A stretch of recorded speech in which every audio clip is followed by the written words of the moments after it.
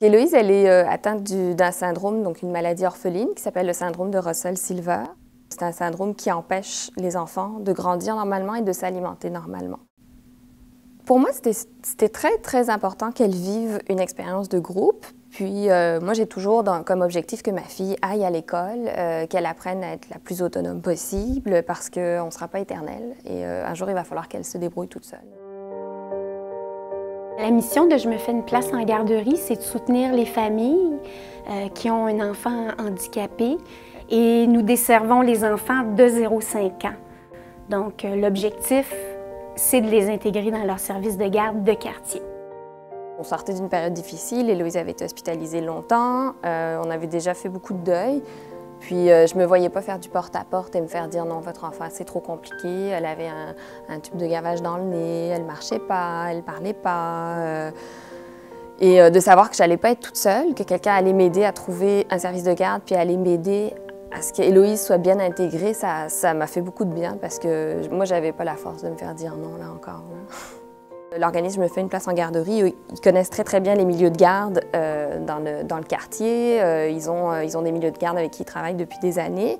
Et à un moment donné, on a eu un coup de chance. Ils nous ont appelés en disant mais on a trouvé 2 milieux de garde qui auraient une place pour Héloïse. Donc vous pouvez aller les visiter, on va y aller ensemble, puis on va voir si ça convient, si Héloïse pourrait aller là. Une fois qu'on a trouvé la place, ça a été surtout au début un suivi assez serré où l'éducatrice Véronique venait très fréquemment pour s'assurer que l'éducatrice en milieu de garde était à l'aise avec les besoins d'Héloïse, qu'il n'y avait pas de réticence ou de besoins non comblés.